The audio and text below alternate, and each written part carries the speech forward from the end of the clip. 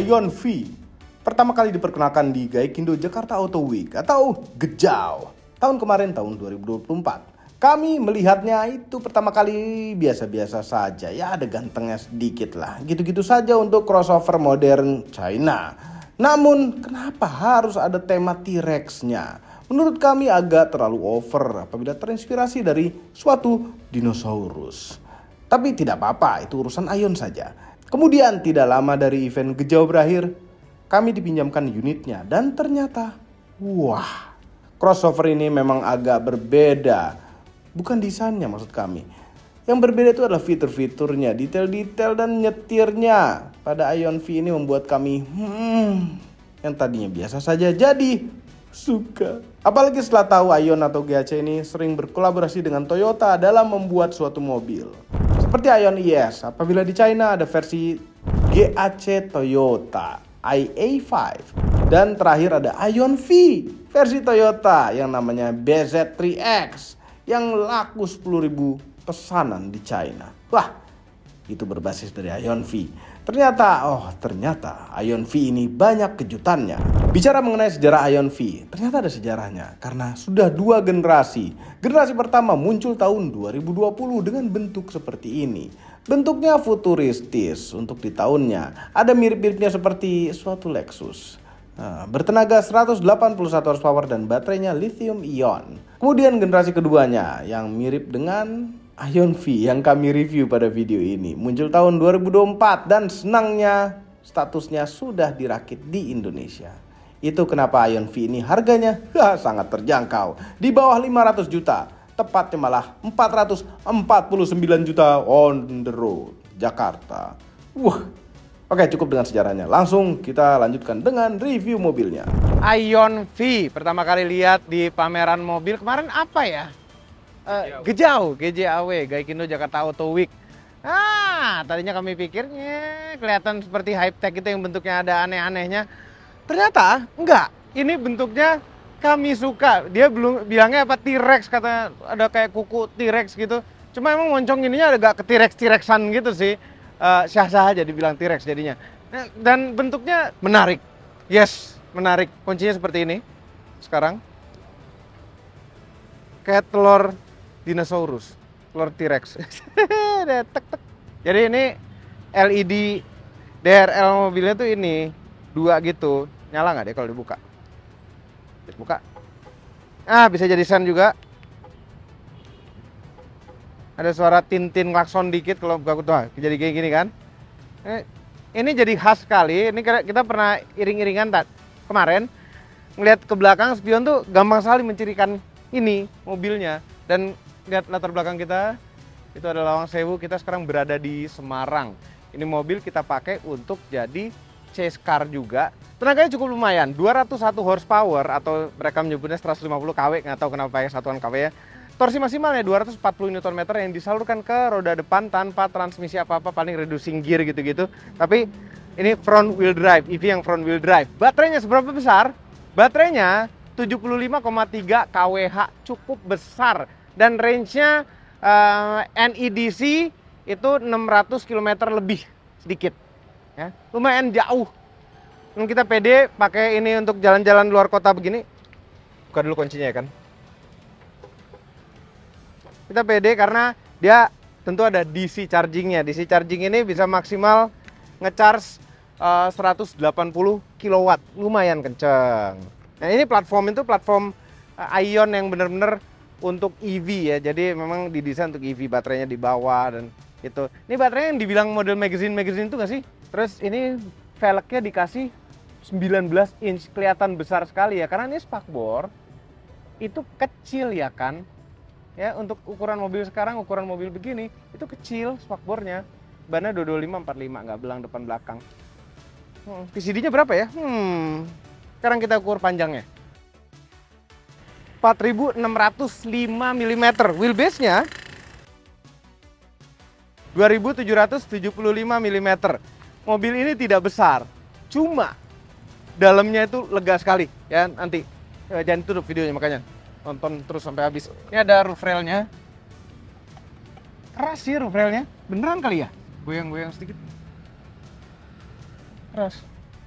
Ini karena kuncinya tuh model nggak ini ya. Terus kami heran kenapa dia nggak nongol gitu. Jangan-jangan ada switch-nya di layar. Harusnya kan nongol begini gitu kan. Kenapa nggak nongol, heran. Terus ini apa sih? Checker flag ya? Checker flag. Biar SUV banget ininya hitam-hitam ya kan. Lihat belakangnya juga cakep. Terus kalau kita di belakang sini kelamaan dia akan buka bagasi sendiri, tapi sistem itu kayaknya harusnya sih bisa dimatiin ya. Oh, udah kami matiin tadi. Sebel karena kemarin lagi parkir lewat di belakang ini pelan-pelan, pas lagi ngecharge ngebuka sendiri. Tulisan Ion, nggak ada knalpotnya, mobil listrik, ada tulisan V-nya. Ada wiper belakang.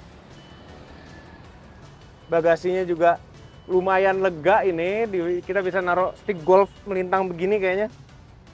Di bawah masih banyak tempat penyimpanan dan ada ban serep space saver sedikit dengan tool-tool di tengahnya. Masih pakai ban serep enak, jadi agak lebih tenang gitu. Kanan kiri ada tempat naro-naro, ada sendal di sini. Ada 12 volt power outlet dan gantungan sesuatu. Tapi nggak dikasih tempat untuk divider gitu loh. Ini kalau kita lipat jok belakangnya bisa rata lantai karena ini ada lantainya yang tinggi dan ini bisa diturunin ya. Kita taruh bawah, ada barang-barang sih susah. Ada tandanya tuh. Buat buka bagasi, ini kenapa ada? Oh, ini bisa dibuka. Iyalah. Ini buat keterangan siapa? Pas ngangkut barang, pas ngangkut mobil ini.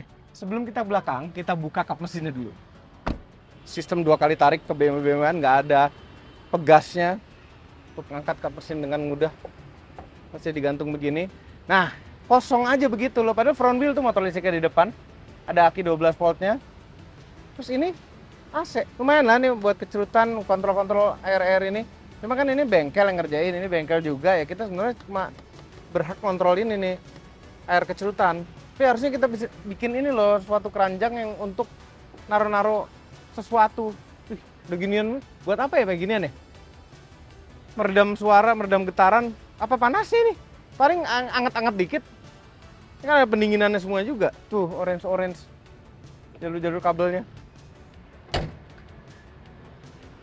Panjangnya cuma 4,6 meter, tapi lihat ini duduk belakangnya, leganya. Ini di belakang posisi nyetir kami. Enggak, ini agak sedikit lebih mundur daripada posisi nyetir kami karena dia otomatis maju mundur joknya ketika kita masuk ke mobil. Jarak dengkul dengan jok depan, wow. Ini wow, lebih dari sejengkal. Ini leganya kayak udah kayak S-Class-an ke BMW-an gitu loh. Seri 7, seri 7-an. Lega sekali. Headroomnya juga masih lega sekali walaupun ada panoramic roof besar ini yang nggak ada switchnya. Switchnya harus lewat layar. Ini paling tegak dan ditidurin bisa sampai segini dong.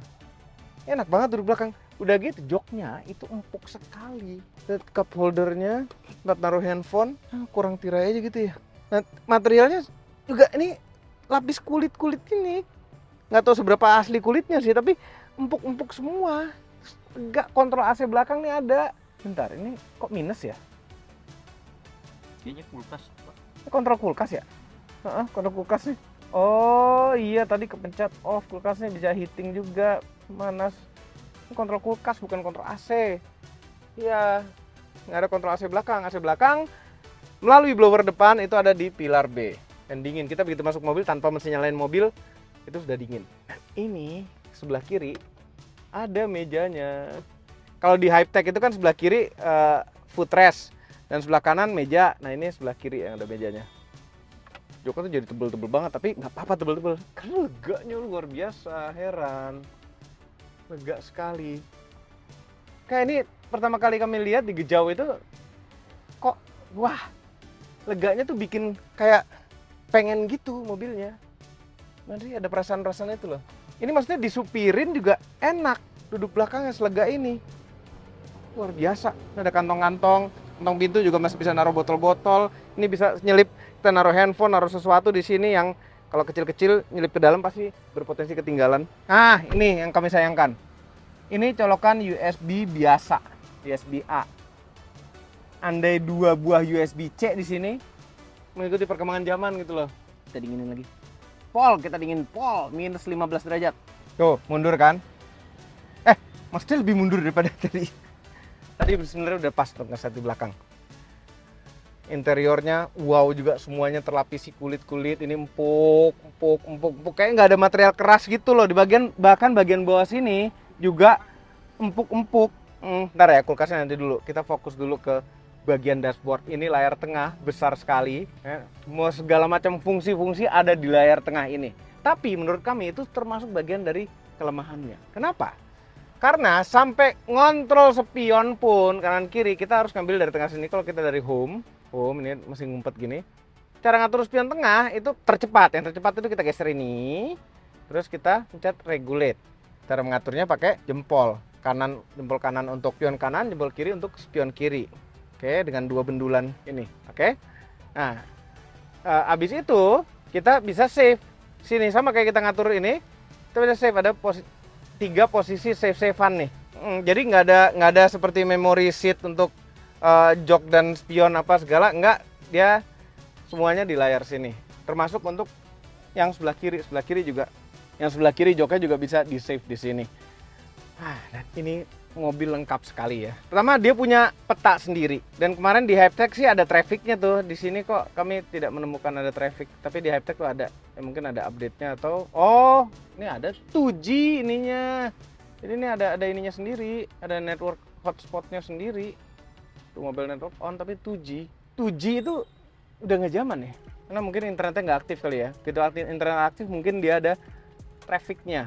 Kemudian dia bisa Apple CarPlay dan tapi sayang sekali tidak ada Android Auto. Atau kami nggak nyoba juga sih. Cuma di sini nggak ada logo Android Auto, berarti hanya bisa Apple CarPlay dan itu pakai kabelnya USB-A untuk Apple CarPlay-nya. Jadi kita bisa pakai Bluetooth segala juga sama aja.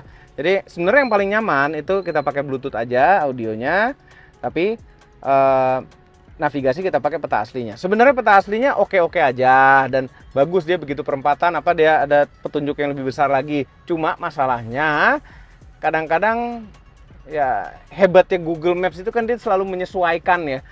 Menyesuaikan orang biasanya nggak lewat situ, dia mungkin ngarahin ke jalur lain yang biasanya orang lewat. Kalau ini kan mungkin tidak ada data begitu. Kami mau kemana gitu. Tadi di Semarang agak disasarin sedikit oleh navigasi ini. Tapi anyway, kalau tempat-tempat umum yang lebih umum pasti akan lebih aman pakai peta ini. Bukan lebih aman, masih bisa cocok untuk pakai peta yang dia punya ini. Karena kalau Google Maps di Apple CarPlay itu kan nggak bisa ngezoom pinch gini kan. Kalau ini kan bisa. Tuh Lawang Sewunya dikasih bangunan 3D. Tugu Mudanya enggak. Nah ini ada buat polusi udara nih. Kayaknya untuk di dalam ruangan ini. Kamera 360. Tuh pintu kiri dua-duanya keadaan kebuka, ada itu dipencet rem. Ada juga. Nah begitu kita pencet rem mobilnya akan hidup. Tapi sebelum dipencet rem, AC juga sudah nyala normal seperti biasa apabila kuncinya terbuka. Volume nih, audionya sayangnya tidak sebagus di Hypertech. Ya, ini jauh lebih jelek. Hypertech tuh bagus sekali audionya. Kalau ini ya standar saja. Hypertech tuh pakai apa? Dolby Atmos. Kalau ini ya Adigo Soundlight aja. Tapi ada 3 settingan. Dan ini bisa diatur juga posisi-posisinya yang agak kurang bagus juga suaranya. Ini untuk iSpace, ini nggak terlalu penting nih. Rest mode. Ya ada preset mode. Nah ini shortcut ke urusan jok dan sama sini juga ini urusan menu-menu. Kalau ini untuk nongolin yang dari kanan tadi. Oke, sebenarnya sederhana, tapi sayang ini kayak menu-menu ini agak pemilihan katanya tuh agak kurang pas ya. Misalnya sasis power, apa itu sasis power gitu. Adigo Smart Driving, kayak Adigo kan brand ininya dia, mungkin body aksesoris mana. Ini kayak ini ya, mungkin di gimmick di dia ya. Sebelah kiri ini passenger depan itu disebutnya sebagai deputy chair. Kalau ini main chair ya, apa kayak menteri gitu nih deputy. Tapi ini main chair dan deputy chair. Nah untuk urusan jok-jokan, selain kita bisa ngatur-ngatur jok itu dari sini langsung dari layar, tapi kita juga bisa ngidupin ventilasi atau pemanas di jok. Untuk depan doang sayangnya, belakang enggak. Selain ada ventilasi itu, ada juga massage, bisa pijat di joknya. Keren sekali, pijatnya lumayan kenceng lagi. Nih Adigo Smart Driving front collision beberapa kali mengganggu ya, dipotong motor terus ngerem sendiri. Jadi kami sarankan untuk hampir semua mobil yang dijual di Indonesia yang pakai front collision prevention gini dimatikan sebelum jalan, karena setelah jalan udah nggak bisa dimatiin ini. Dan setelah mobilnya dimatiin, terus kita hidupin, dia akan kembali on lagi. Berbahaya, bisa malah ketubruk dari belakang. Ada adaptive cruise controlnya juga. Sayangnya tidak bisa diatur jaraknya, atau mungkin kami tidak tahu cara mengatur jaraknya, cuma memang nggak ada. Dicari-cari nggak ketemu. Switch control sebentar, ini ada lighting system. Nyalain matiin lampu, headlamp itu dari layar. Tapi ini keren nih. Ini kita bisa auto dan intelligent high beam. Jadi bisa auto high beam. Dan beneran nyala begitu depan kosong, kita di tol depan kosong auto high beam nyala. Ini ketinggian lampu juga bisa diatur dari sini, manual leveling. DRL one started in P gear low beam off. Ambient lightnya juga bisa diatur. Brightness bisa kita terangin. Warnanya mana ngaturnya ya? Single color. Ini dia. Kita ganti warna merah. Terus ini yang sebelnya nih, selain dari sini nih buat mengatur yang spion dan kawan-kawannya, itu tuh namanya tuh di smart cabin outside rear view mirror. Ya, kan mirror di luar ya, bukan di kabin ya kan. Dan ngelipat spion juga dari sini, atau bisa mungkin dari menu yang tadi. Untung aja di setir tuh ada 2 shortcut yang bisa kita atur untuk salah satunya ngelipat spion. Nah, driving energy consumption. Ini ada driving mode-nya. Ya, bisa diatur dari dalam sini atau dari shortcut yang tadi ya. Comfort, Sport, Power Save. Tapi sayangnya nggak ada yang custom. Kalau di Hypertech HD itu ada custom, kita bisa atur lebih detail lagi driving mode yang kita inginkan. Berat setirnya kita bisa atur, remnya seberapa sensitif kita bisa atur. Sensitivitas pedal gasnya juga bisa kita atur. Energy recovery untuk regen kita bisa atur ini off, weak, medium, itu aja. Power consumption setting. Nah, ini charging gun anti theft setting. After slow charging, charging gun will be lock. Oh iya, dia bisa ngelock, tetap ngunci charging gunnya. Ke anti theft sih, emang bisa nyolong. Oh, jadi keikat mobilnya ke charging station kalau walaupun udah penuh. Ya itulah. Dan di sini sangat kami sayangkan di Hypertech HD itu ada trip meter untuk consumption. Ada 2 trip meter untuk konsumsi listriknya. Di sini tidak ada. Kita hanya mengandalkan yang dari instrumen cluster, tapi itu ngerisetnya pun kami tidak ketemu di mana cara ngerisetnya. Nah, chassis power tuh ada auto hold. Nah, ini sistem auto hold yang paling kami suka, sama seperti di Mercedes-Benz. Jadi kalau kita berhenti di lampu merah, cara mengaktifkan auto holdnya diinjek remnya agak dalam, jadi dia terus kita lepas dah holding itu. Nah, itu paling enak, paling praktis tanpa mencet apa-apa dulu gitu untuk tapi kadang-kadang di seperti di Jakarta, di mana ada kota-kota besar di Indonesia, kita tuh perlu agak nyodok-nyodok tuh. Kalau ada sistem auto hold tuh malah ribet dan gak enak. Body aksesoris, nah ini dia. Ini ada beberapa setting-setting, kami tidak akan detail ke situ, tapi kami akan sedikit detail ke urusan kekulkasan. Fridge. Di mana fridge-nya? Nih kulkasnya. Tuh. Dan kami taruh 2 es krim di sini untuk ngetes seberapa tahannya dia. Masa bisa jadi freezer sih? Nih freezer. Ini jadi freezer kan, tadi ngebul kan? Atau bisa jadi kulkas biasa. Jadi mau yang buat ukuran dinginnya es krim sampai minus 15 derajat, atau jadi kulkas biasa. Dan bisa heating, jadi pemanas juga. Kita naruh sesuatu yang hangat-hangat di situ bisa juga, atau bisa dimatikan. Nah, ini juga kita bisa set setelah kita meninggalkan mobil, apakah kulkas ini mau nyala apa enggak. Nyalanya mau berapa lama kita juga bisa set, 21 jam sampai 24 jam. Dan kita tetap bisa set unlimited duration. Jadi sampai akhirnya baterainya mobil ini habis atau ada batasnya. Mungkin ini batasnya mungkin di atas sini ya. Itu durasi seberapa lama kita ngidupin kulkas ini keadaan mobilnya terkunci. Nah, terus ini ada fridge child lock. Jadi wah, ini kalau dihidupin AC control panel will be disabled. Jadi nggak bisa kontrol. Bisa tuh. Oh iya, mestinya di lock aja udah. Ini iya. Tadi sempat ke disable gara-gara kepencet. Ini free start lock aja. Ini nggak bisa diapain. Coba dipencet. Bapak LC namanya. LC. Tuh. Ya, child lock. Bicara soal child lock, gimana cara mengaktifkan child lock belakang ya? tiba-tiba gitu ada anak kita bawa anak kecil nih, kita hidupin child lock belakang, apakah ada shortcutnya di sini? Window lock tapi bukan child lock di pintu, jadi masih konvensional. Child lock itu di pintu, ini hanya window lock. Kembali ke menu-menu tadi. Dah, sisanya sistem setting ini. Berhubung jamnya salah, kami ubah dulu jamnya. Oke, sekarang ke setirnya lingkaran persis, tidak flat top flat bottom, yang tidak bentuk telur atau oval seperti di Hyptek HT. Dia simple lingkaran gini, 2 spoke, jempol kanan tuh ada 2 bendulan dan ada untuk voice command, terus sama shortcut, ini bintang. Ini kiri juga ada shortcut, di atasnya untuk angkat telepon. Nah, ini ada voice command. Nah, voice command itu bisa tanpa kita pencet ini, kita panggil biasa bisa. Cuma ini keluarganya Ion agak-agak lucu. Cara manggilnya gini. Hello baby. Mobil ini mau dipanggil baby, cancel. Dan cara membatalkan bukan ngomong cancel. Tuh kan. Tuh. Intinya kami orang yang konvensional, kami lebih suka tombol sebanyak-banyaknya daripada semuanya di layar begini. Agak lebih ribet. Tapi ini yang kami suka untuk urusan Apple CarPlay-nya. Begitu Apple CarPlay ini hidup, shortcut di bawah ini masih nyala. Semua bisa diakses langsung. Oke, kembali ke setir lagi. Klaksonnya bunyinya begitu mahal. Shifternya ada di sebelah kanan, di combination switch sebelah kanan, sama seperti keluarga Ion yang lain. D ke bawah, undur ke depan, P-nya dipencet. Nah, untuk ngaktifin cruise control ke bawah, lagi jalan 2 kali gitu, itu jadi ngidupin setir dan ngejaga jarak ke mobil depan. Dan bendulan sebelah kanan berubah menjadi untuk mengatur kecepatan. Sebelah kiri itu sen, dim, high beam, dan ini untuk ngidupin wiper belakang yang kecil, sini jempol.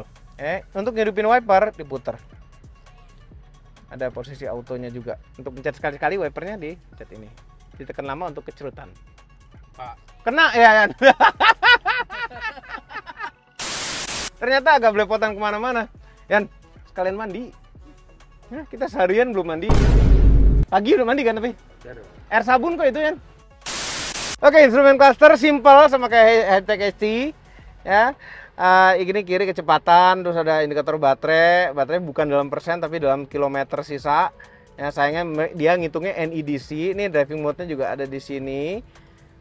Terus 644 ini apa ya? Jam ya? Ya, jam yang salah itu. Makanya bingung.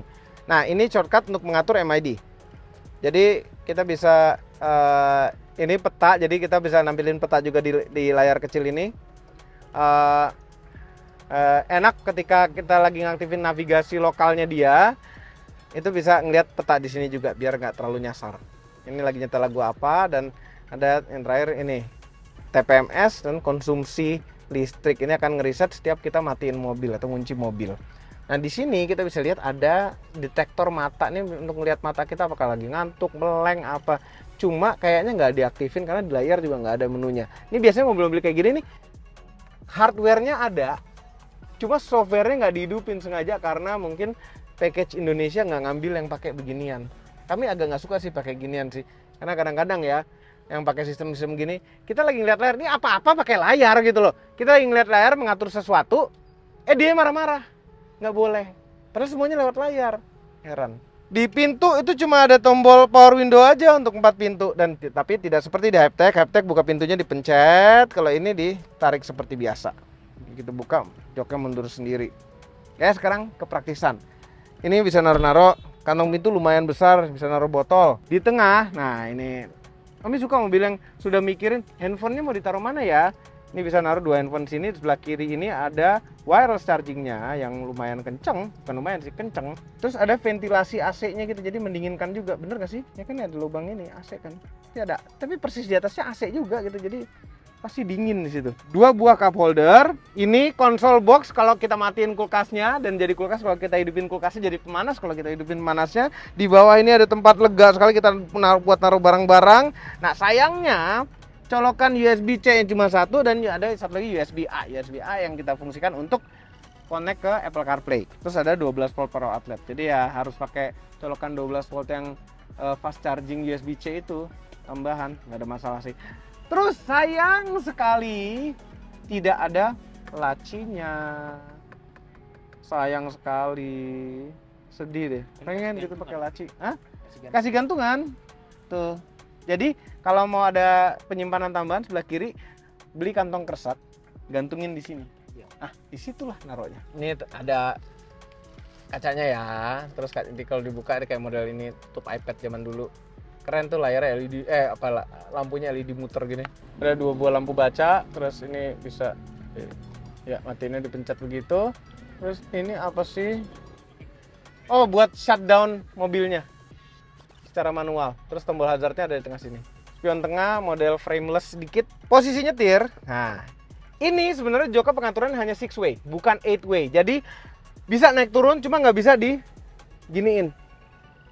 Namun ini dengan posisi paling rendah itu sudah pas. Memang agak tinggi dikit aja bagian depannya akan lebih nyaman. Cuma ini sudah pas dengan pengaturan tilt dan teleskopik mobil ini membuat mobil ini posisi nyetirnya pas, ngelihat ke semuanya enak, ngelihat ke layar tengah enak. Ke ujung sana mesti agak begini sih. Cuma sini-sini masih dapat diraih dengan mudah. Instrumen clusternya juga kecil pas, dilihatnya di lubang setir ini pas sekali. Posisinya tidak enak, surprisingly. Karena saatnya kita jalan. Oh enggak, sebenarnya nggak jalan. Kita baru mau pulang besok pagi, ya kan? Jadi setelah ini kita jalan dengan baju yang berbeda.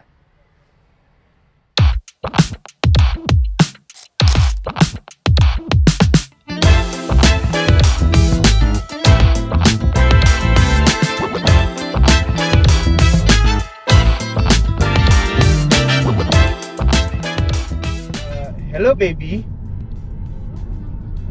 Open sunshade. Nah, jadi bagus tuh di kamera. Ada cahaya dari atas sedikit, nggak gelap-gelap amat ya kan. Perjalanan kembali ke Jakarta dari Semarang naik Ion V. Jadi ini, nah nih, kekedapannya tuh bagus ini mobil. Karena kaca depannya itu double. Walaupun kaca belakangnya enggak ya, tapi udah cukup bagus beneran ini kekedapannya. Di atas ekspektasi kami, dan banyak sekali bagian di atas ekspektasi kami untuk mobil ini. Suspensinya wow, oke. Kami juga merasa wow pada saat kami nyobain pertama kali Hypertech HT. Wow, empuk banget, ini enak banget. Tapi ketika di tol seperti ini, Hypertech HT itu menunjukkan gejala ngoeng-ngoeng, goyang-goyang naik turun yang agak berlebihan. Anda dikasih shock breaker yang lebih keras, reboundnya itu mungkin akan lebih enak, tapi itulah kelemahan di Hypertech bagian suspensinya. Kalau ini empuknya itu mirip seperti Hypertech ST, tapi di kecepatan tinggi di tol begini tidak main-main begitu. Ini jadi sempurna suspensinya, jadi kayak naik awan gitu loh mobil ini. Dan begitu kita masuk, ngelihat kokpitnya, posisi nyetirnya, walaupun joknya nggak bisa naik turun bagian depan ya, itu langsung pas, rasanya pas, sampai lupa bahwa ini adalah mobil China. Tapi memang ada satu yang menyebalkan, dan ada sebenarnya satu yang agak menyebalkan, itu ada suara kriat-kriat di ujung dashboard sana. Kami coba pegang-pegang semuanya, nggak ada yang goyang, berarti ada dari dalam. Ya kalau ini kita baru beli mobil baru ada kriat-kriat itu sih kita klaim ya, jangan sampai enggak.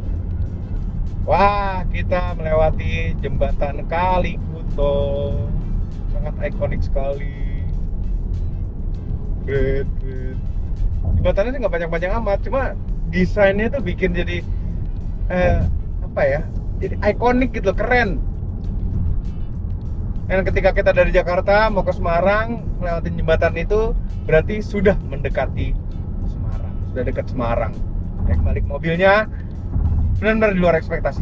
Ini mobil terlalu enak tenaganya, tapi tidak se-Hypertech. Ini kan hanya 150 kW ya, 150 kW itu 200 horsepower lebih dikit. Jadi kalau zaman dulu sih, zamannya kami pakai Golf GTI Mark V 200 horsepower tuh wow banget.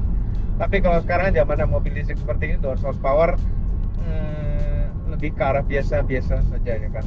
Dan dulu 0-100 7 detik itu wow sekali. Sekarang biasa-biasa saja. Ini transjawa kan Mas ya? Ya. Ini kayak kita kurangin nih ke misalnya dari kita kurangin ke 70, kemudian kita gaspol. Oh, ini modenya power shift. Di gaspol nggak maju-maju amat gitu. Sport. Oke, kita kurangin. Kita ada 80, gas. Isi, tapi ya 200 horsepower dan 240 Nm. Nggak pelan, tapi ya masih banyak mobil listrik yang lebih kencang daripada ini, lagi di harga yang sama. Ini kami ngerasain mobil ini nih sama amaze-nya, sama pertama kali ngerasain MG4 EV. MG4 EV itu waktu kita begitu ngerasain, wow ini mobil enak banget. Nah, begitu ngerasain ini Ion V, wow ini mobil enak banget. Dan rasa setirnya itu cukup padat ya. Ada rasa mahalnya, nggak keentengan rasa murah seperti pada umumnya mobil dari China zaman dulu. Ini padat dan mahal rasanya. Remnya ini agak kan, ini sennya nyala kita nggak sadar nih gara-gara suara sennya tuk-tuk bukan tiktok. Terus ngomong apa? Oh remnya itu sensitivity-nya agak-agak unpredictable. Jadi kadang sensitif banget, kadang enggak. Rasanya tuh seperti itu. Jadi kalau menurut kami sayang sekali Ion V ini tidak seperti Hypertech yang bisa diatur custom. Remnya itu bisa diatur sensitivity-nya, ini nggak bisa diatur sensitivity-nya, jadi ya oversensitif. Dan ketika oversensitif, perasaan kita adalah kadang sensitif banget, kadang enggak, tergantung moodnya kaki nginjeknya sekuat apa ya kan. Feel pedal gasnya juga di sport ini sensitif juga, di comfort, nah di comfort pas feel pedal gasnya. Nah mumpung di tol kita coba adaptive cruise control 2 kali ke bawah ini langsung setirnya juga nyetir sendiri, ngatur kecepatannya di sini. Sayang sekali kita tidak bisa mengatur jarak dengan mobil depan, nanti ada di layar sini lah setidaknya, atau mungkin kami nggak ketemu caranya. Kalau kami nggak ketemu caranya berarti emang susah nyarinya. Kita nyalain adaptive cruise control sambil mengaktifkan kursi pijit massage daripada ke spa, takut terjadi yang tidak diinginkan. Jadi kita spa di sini saja. Tapi sayangnya ini ya, kalau kita nggak megang setir, dia kan seperti biasa akan minta dipegang setirnya. Tapi sebenarnya bukan minta dipegang, tapi minta digerakin. Ini kan belum nih. Dan ntar lagi akan minta. Belum. Oh, apa juga ya? Oh, udah minta nih. Jadi pegang gini aja nggak cukup, masih minta. Please hold the steering wheel. Marah nggak dia? Please turn the steering wheel gently. Malah dibilang gitu. Ini gerakin dikit. Nah, dan ini megangnya tuh kuat gitu tuh, kaku banget rasanya. Bentar, ini ketemu caranya untuk deketin dan jauhin, ngatur jarak adaptive cruise controlnya. Ini mendula, ini kan naik turun buat kecepatan, kanan kiri tuh buat jarak. Kamu ingat tuh di Hypertech. Nih, tuh ngatur jaraknya itu, tuh kanan kiri in. Heran. Bentar, ini ada satu yang belum kita ceritain. Jadi semalaman kita tinggalin 2 es krim di dalam cool box. Saya sebenarnya bukan cool box, ini kulkas ya. Di dalam kulkas ini kita set minus 15 derajat yang freezing ya, jadi freezer. Terus kita tinggalin semalaman, kita tinggalin selama 14 jam. Oke? Dan hasilnya normal seperti freezer, ini keras dan dingin es krimnya. Sampai ada bunga es nih. Padahal pengennya ada bunga bang. Tuh, sampai ada bunga esnya. Pertanyaannya, ketika ditinggalin 14 jam kulkas kita set nyala terus, berapa kehilangan jaraknya? Berapa kehilangan baterainya dalam 14 jam? Kalau dari kita foto sebelum kita tinggalin mobil dan setelah kita masuk mobil, di fotonya itu selama 14 jam hilang 14 km range-nya. Jadi sekitar 1 jam per kilometer. 1 1 jam per kilometer hilangnya. Jadi kalau misalnya seminggu gitu kita tinggalin mobil ini, kita tinggal seminggu tuh hanya 168 km hilangnya. Untuk nyalain freezer minus 15 tuh kerja paling beratnya. Sedikit sekali sih makanya sebenarnya. Nggak pernah pakai sih sebenarnya, nggak pernah bawa minuman dingin gitu atau minuman panas biar tetap panas karena bisa heating doang. Tapi dengan adanya ini kita bisa naruh minuman macam, ya kan? Air putih lah setidaknya. Biar pas minum tuh dingin. Ini TikTok yang bunyinya bukan TikTok ini beneran nggak enak deh. Kalau kita dengerin lagu suaranya frekuensinya hampir sama, jadi agak ketutupan. Terus ini kalau blind spotnya nyala, TikToknya potong ini blind spot. Kami lebih senang suara TikTok biasa dengan frekuensi TikTok biasa, bukan sosial media ya. Oke, kehematannya kita nggak terlalu tahu.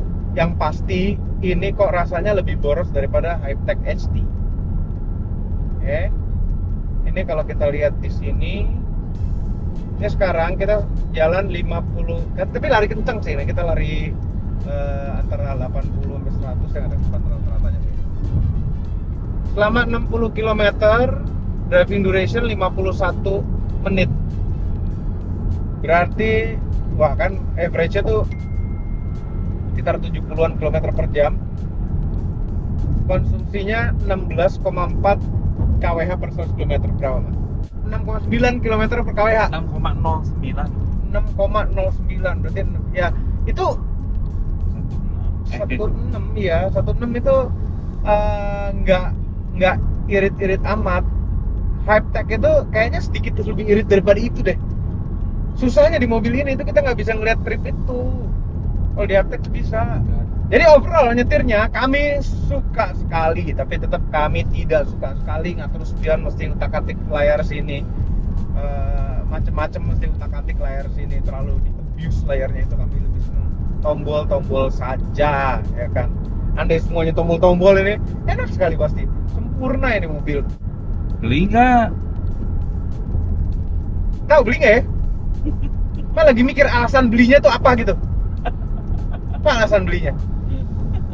Oke, overall mengenai Ion V generasi kedua, cocok untuk Anda yang membutuhkan crossover listrik sehari-hari di perkotaan, di luar kota. Dimensinya itu compact, kabinnya juga luas, suspensinya empuk dan nyaman, enak pokoknya. Fiturnya komplit untuk range harganya, termasuk ADAS yang pintar juga. Oh iya, ibu-ibu yang baru punya bayi, ada freezer atau warmer untuk keperluan asupan gizi si bayi. Jadi pengen ibunya. Maksudnya mobilnya. Ion V. Aduh, tapi kenapa segala macam itu di layar ya?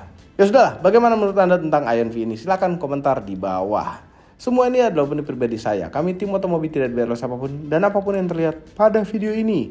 Jangan lupa tekan tombol jempol ke atas dan subscribe channel Motomobi, Mobi dan Mas Mobi apabila belum berikut dengan tombol loncengnya. Share video ini ke seluruh dunia melalui sosial media Anda dan jangan lupa follow sosial media kami semua termasuk Instagram. Cek motomobinews.id untuk berita-berita otomotif terbaru. Terima kasih telah menonton.